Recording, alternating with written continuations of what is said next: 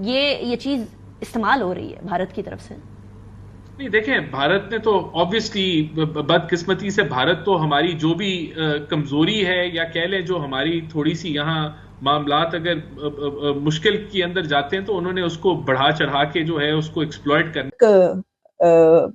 कहा गया तालिबान की तरफ से कि अल्लाह कश्मीर को आजादी दे, ये तक कहा गया, जो कि पाकिस्तान से आजादी दे, ये तक कहा गया। पीओके की जनता को पाकिस्तान का काल बन चुके टीटीपी का समर्थन भी मिल गया है। टीटीपी यानी तहरीक तालिबान पाकिस्तान ने कहा है कि वो पाकिस्तान के खिलाफ पीओके का साथ देगा। टीटीपी के ऐलान के बाद पाकिस्तान में इमरजेंसी जैसे हालात पैकर्स को मार रहा है। टीटीपी की वजह से पीओके में चीन के अरबों डॉलर फंस गए हैं। और 1947 से लेकर अब तक गुज़िश्ता 70 बरस में हिंदुस्तान की सेंट्रल गवर्नमेंट्स ने जम्मू और कश्मीर के अंदर कितनी ज़्यादा मैसिव इन्वेस्टमेंट्स की हैं, कितना रोड नेटवर्क बनाया है, कितने school, colleges, universities, medical colleges, engineering universities, कितने वहाँ पे लोग पीएचडी किए। और दूसरा, ये जो लावा फट रहा है आज़ाद कश्मीर का, लेकिन हमारी हुकूमत ने इसको बिल्कुल समझा नहीं और इग्नोर किया। नहीं ले सकते। ये कॉन्स्टिट्यूशन कहता है कि आज़ाद कश्मीर जो है is not the part and parcel of Pakistan. तो आप इस पर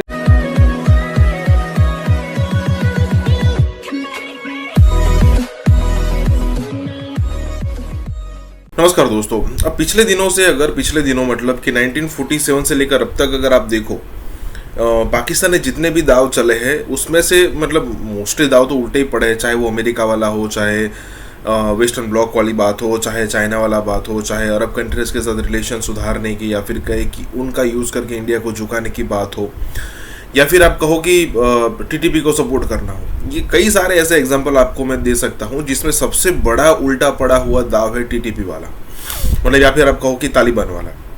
अब जब तालिबान जो है वहाँ की गवर्नमेंट को, मतलब अफगानिस्तान की गवर्नमेंट को उखाड़ रहे थे, तो उस समय पाकिस्तान ने अपने इंटेलिजेंस की मदद करके, मतलब इंटेलिजेंस के थ्रू उन तालिबानों को मदद की और तालिबानों को अफगानिस्तान के अंदर सत्ता पाने में बहुत बढ़िया लेवल की मदद की। लेकिन आज वही तालिबान अपनी जो अलग विंग है टीटीपी, उसके ज़रिए मतलब आज़ाद कश्मीर जिसको पाकिस्तान बोलता है, जिसको हम पीओके कहते हैं, वहीं पर यहाँ पर दंगे फसाद करवाने की बात कर रहा है कि भाई ये जो एरिया है ना उसको आज़ाद करवा देना चाहिए। मतलब जो ये कश्मीर है उसकी बात यहाँ पर हो रही है। मतलब एक तालिबान उस कंट्री के खिलाफ जा रहा है जिसने बड़े लेवल पर मदद की थी। मतलब इससे बड़ा स्ट्रेटेजी फेल क्या हो सकता है। इसी के साथ ही वीडियो शुरू करते हैं। और हाँ दोस्तों, सुपर थैंक्स के जरिए हमें मदद करना ना भूलें। कहा गया तालिबान की तरफ से कि अल्लाह कश्मीर को आजादी दे, ये तक कहा गया, जो कि पाकिस्तान से आजादी दे, ये तक कहा गया। और ये एक बहुत बड़े बड़े चैनल्स हैं जो इस तरह की ये बात जो है उसको शेयर करें कि जनाब ये जो अफगानिस्तान है वो भी उनके साथ खड़ा हो गया और वो भी पाकिस्तान के खिलाफ खड़े हो गए। तो वो पाकिस्तान के खिलाफ कब नहीं थे? मैं तो ये हैरान हूँ। जो पिछले कुछ अरसे से जो सिलसिला चल रहा है, अगर वो ऐसी कोई बात करें तो वो तो ऑलरेडी जो आपके और उनके बीच में है। तो पीओके की जनता को पाकिस्तान का काल बन चुके टीटीपी का समर्थन भी मिल गया है। टीटीपी यानी तहरीक तालिबान पाकिस्तान ने कहा है कि वो पाकिस्तान के खिलाफ पीओके का साथ देगा। टीटीपी के ऐलान के बाद पाकिस्तान में इमरजेंसी जैसे हालात पैदा है। चीन ने अफगानिस्तान से कहा है कि आप टीटीपी का साथ दे रहे हैं, जो बहुत खतरनाक साबित हो सकता है। दरअसल खुद चीन टीटीपी से डरा हुआ है, क्योंकि पीओके में चीन के जितने भी प्रोजेक्ट्स चल रहे हैं वो टीटीपी की वजह से ठप पड़ गए हैं। टीटीपी चीनी वर्कर्स को निशाना बना रहा है, लगातार चीनी वर्कर्स को मार रहा है। टीटीपी की वजह से पीओके में चीन के अरबों डॉलर फंस गए हैं। अब तो पीओके की जनता ने भी बोलना शुरू कर दिया है कि चीन के प्रोजेक्ट्स जिस जमीन पर बने हैं वो जमीन हमारी है, हमें हमारी जमीन वापस चाहिए। और 1947 से लेकर अब तक गुज़िश्ता 70 बरस में हिंदुस्तान की सेंट्रल गवर्नमेंट्स ने जम्मू और कश्मीर के अंदर कितनी ज़्यादा मैसिव इन्वेस्टमेंट्स की हैं, कितना रोड नेटवर्क बनाया है, कितने school, colleges, universities, medical colleges, engineering universities, कितने वहाँ पे लोग पीएचडी के पैदा होते हैं। इसका ठीक तरह से आज़ाद कश्मीर के लोगों को अंदाज़ा नहीं है, कोई ज़राए इब्लाग की कम्युनिकेशन भी नहीं है, लेकिन कुछ ना कुछ उनको अंदाज़ा ज़रूर है।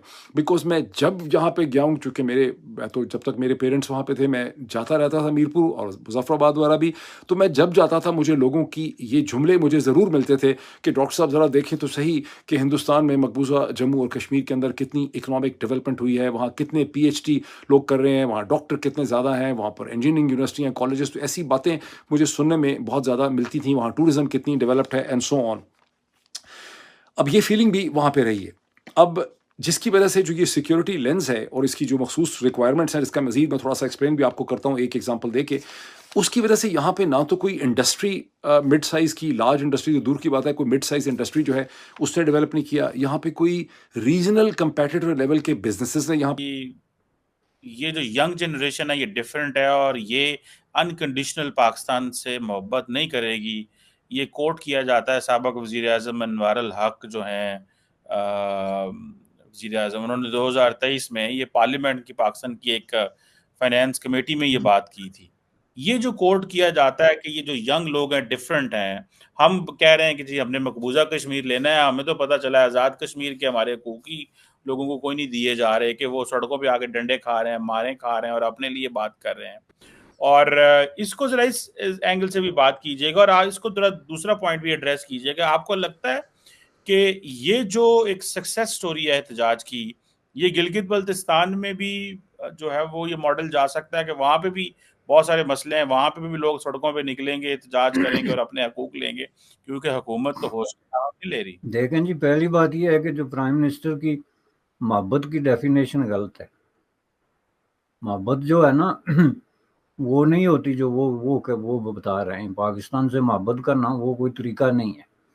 वो मोहब्बत जो है वो उसी तरह की होती है जिस तरह सांप अपने बच्चों से करते हैं कि उनको मोहब्बत में निगल लेते हैं। ये तो हम सब लोगों को पता है ना, देहाती ओरिजिन के हम लोग हैं। ये इस तरह की मोहब्बत जो है वो कोई मानने के लिए नई नस्ल इसलिए तैयार नहीं कि नई नस्ल इतनी बेवकूफ़ नहीं है जितने ये थे, जो आपने पहले कभी नहीं देखी होंगी। अभी तक सड़कों पर बैठकर प्रदर्शन करने वाली POK की जनता इस बार पाकिस्तानी सेना को जमकर कूट रही है, पाकिस्तानी सेना को दौड़ा दौड़ा कर मार रही है। पिट रहे पाकिस्तानी सैनिक हाथ जोड़कर माफी मांग रहे हैं। पाकिस्तान और POK की इस जंग में आंसू गैस के गोले छोड़े जा रहे हैं, बंदूक से गोलियां चलाई जा रही हैं। POK की इस बगावत को दबाने के लिए पाकिस्तानी सेना जितनी बर्बरता कर सकती है वो कर रही है।